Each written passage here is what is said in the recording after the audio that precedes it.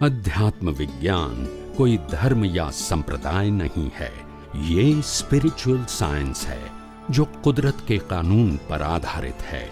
ये विज्ञान पूरे ब्रह्मांड के सभी रहस्यों को उजागर करता है और जीवन के सभी पहलुओं को समझने के लिए एक नई दृष्टि देता है। इसी को आर्ट ऑफ विजन कहते हैं, दुनिया को देखने की एक नई दृष्टि, जो अध्यात्म विज्ञानी परम पूज्य स्वामी श्री कमलेशानंद जी के निर्देशन में सनातन सत्य का अनुसंधान कर हमारे जीवन को प्रकाशित करे। जय सच्चिदानंद। दादाजी ने जो बताया है वो एक एंगल है जी, कि आकर्षण जी, आप समझे। और आज अगर आप ऐसे बोला जाएंगे समाज के अंदर किसी युवा युवतियों को कि जहाँ आकर्षण होगा वहाँ शादी किया जाता है, तो एक लड़के को अनेक लड़की से आकर्षण होता है और एक लड़की को अनेक लड़के से आकर्षण होता है। तो ये सिद्धांत सिद्ध नहीं होगा। मैंने कहा कि कोई भी बात ऐसी करो कि प्रैक्टिकल है, कोई प्रश्न नहीं करें। कोई प्रश्न करेंगे तो आपको विड्रॉ करना पड़ेगा। तो ऐसा क्यों बोलते हो? सही बात। उन्होंने कहा वो अपना संजोग था, वो छोड़ दो, ठीक। मगर मैं ऐसा क्यों नहीं बोलूंगा? क्योंकि प्रैक्टिकल नहीं है। क्योंकि मैं बोलूंगा तो जिम्मेदारी किसकी रहेगी? मेरी रहेगी। मैं कभी ऐसा बोलता हूँ कि दादा भगवान ने कहा, कृष्ण ने कहा, राम ने कहा? मैं कहूंगा जो भी कहा है वो विज्ञान है और विज्ञान में जो बोल रहा हूँ मेरा अनुभव है और जिम्मेदारी भी मेरी रहेगी। तो मैं ऐसा निवेदन नहीं करूंगा। मैं ऐसा कहूंगा कि जिनकी भी शादी होगी, जब भी होगी, जिसके साथ होगी, इनके कर्मों के हिसाब के बिना नहीं होगी। फिर भी व्यवहार से आपको जो प्रयास करना चाहिए वो करते रहो, मगर बिना हिसाब शादी नहीं होगी। समझ में आया? फिर लोग मानते हैं कि कुंडली मानो, ये मानो, वो मानो, मांगलिक, ये सब अपनी अपनी व्यक्तिगत मान्यता है। उससे कोई आध्यात्म विज्ञान से कोई मतलब नहीं है। मगर जिसको मानना है तो माने, नहीं मानना है तो नहीं माने।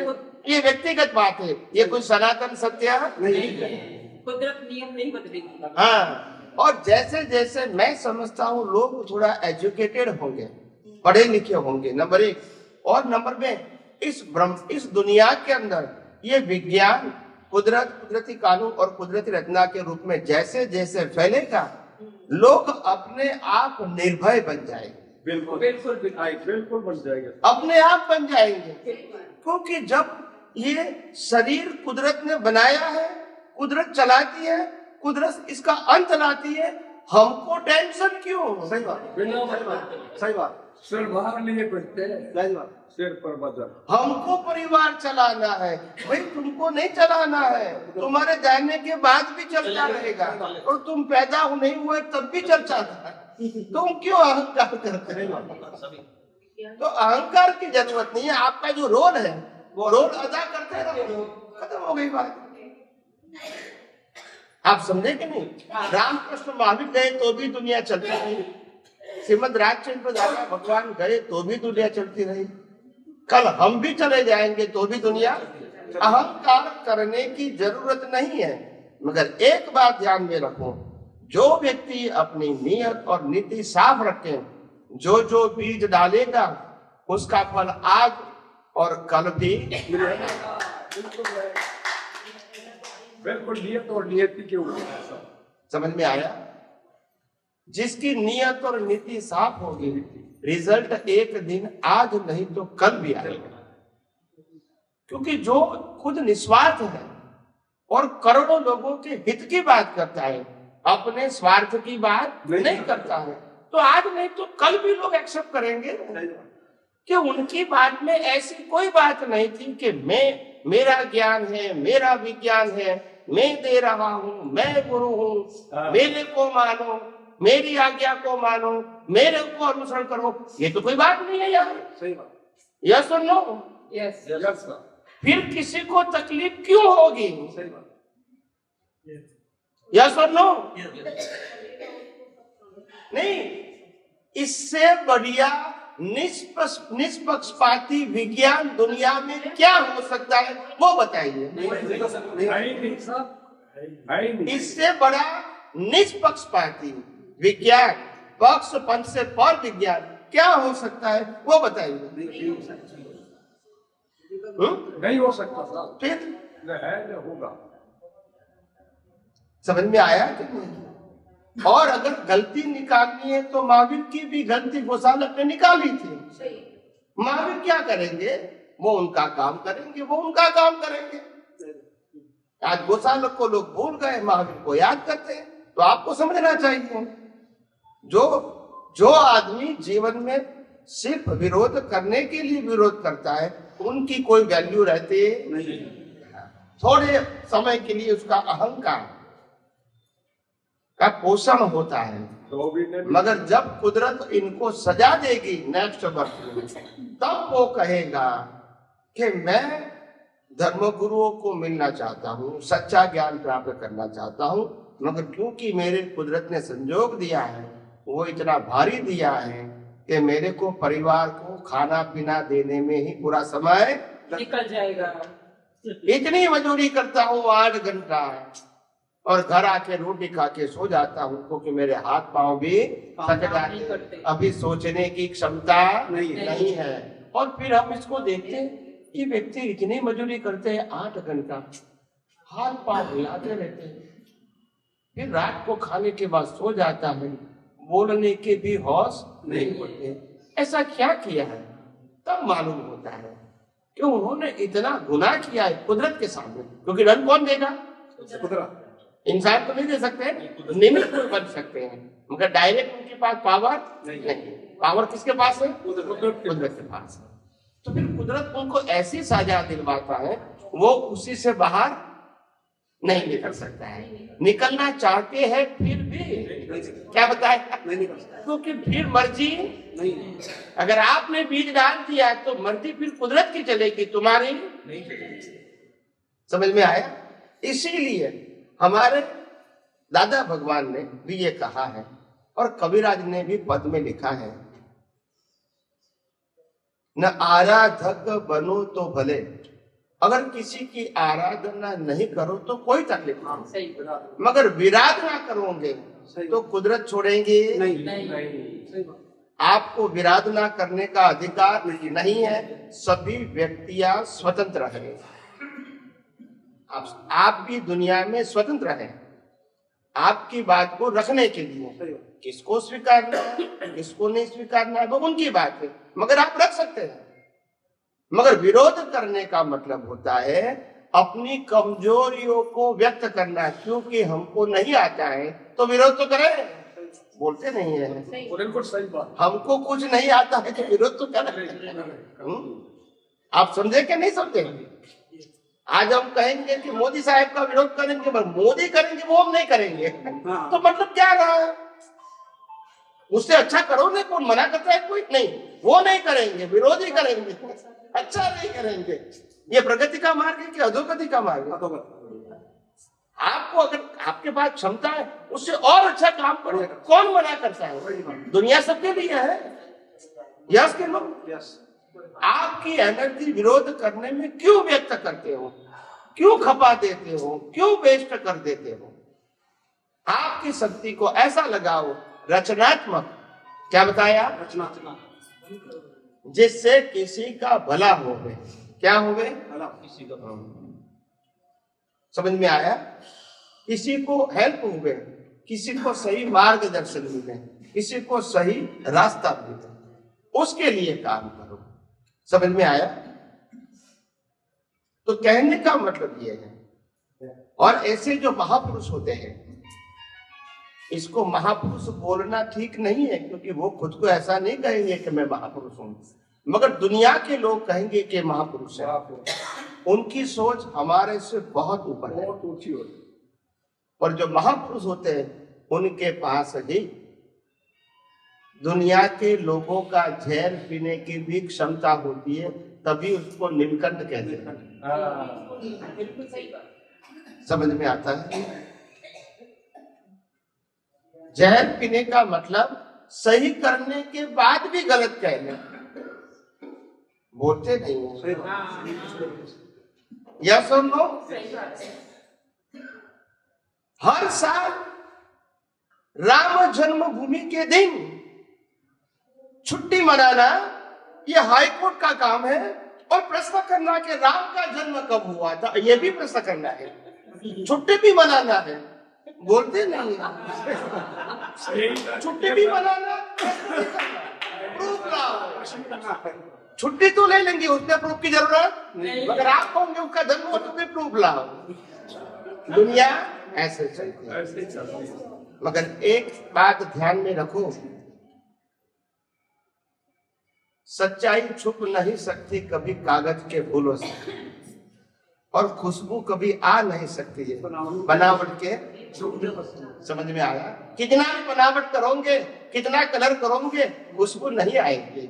देखने में तो अच्छा लगेगा, खुशबू। समझ में आया? सच्चाई सच्चाई होती है।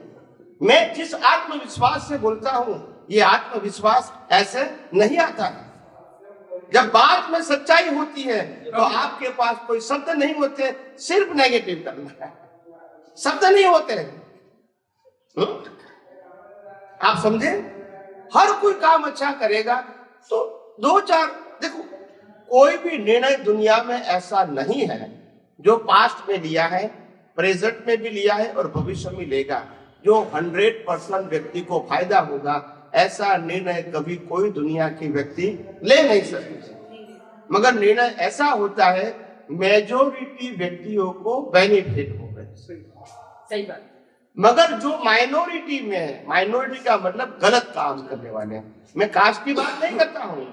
अगर 98% लोग अच्छे हैं मगर 2% लोग गलत काम करने वाले हैं, और उनके लिए कानून बनाएंगे कि ऐसा ऐसा गलत काम करोगे तो आपको 5 साल की 10 साल की जेल मिलेगी, या तो लाख 5 लाख 10 लाख का दंड होगा।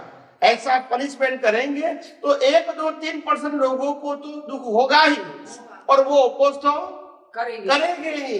हमको ये नहीं देखना है मेजोरिटी व्यक्तियों को क्या फायदा होता है, वही ऐसे नियम बनते हैं। आप समझे? समझ में आया? और इसलिए नियम का मतलब सभी ही लोगों को स्वीकार होगा, ऐसा कभी न हुआ था, न अभी भी होगा, न भविष्य में होगा। सही। मेजोरिटी के लोगों को बेनिफिट के लिए ही बात होती है। और मैं आध्यात्म विज्ञान की बात करता हूँ, तब भी मैं जानता हूँ कि जो लोग, जितने लोग भी सुनते हैं, पढ़ते हैं, समझते हैं, वो सभी लोग इसका 100% उपयोग करते ही है। वो जरूरी नहीं है, मगर वो कम से कम उपयोग करना चाहते हैं, जानते हैं, मानते हैं, या तो सुनना भी उसको इंटरेस्ट लगता है, तो उनके जैसे लोगों को मैं बताता ही रहता हूं। हो सकता है ये बात आज उनको काम में नहीं आती है, या तो उपयोग में नहीं ले सकता है, मगर अगर उनकी सोच बदल गई तो कल वही उपयोग करेगा। मगर प्लस पॉइंट ये है कि कम से कम वो विरोध नहीं करता है, भले उपयोग नहीं करता है, विरोध तो नहीं करता है, सुनता है, तो भी प्लस पॉइंट है ना। तो एक दिन इसको काम में आएगा। और हमारे कविराज ने बताया है, ध्यान से सुनना, एक धारी जल की धारा, क्या बताया? एक धारी जल की धारा पत्थर ने पण छेदी सके। बोलते नहीं है। तो पत्थर जैसे दिमाग वाले में भी ये सत्संग सुनता रहेगा तो उसके अंदर भी छेद हो जाएगा।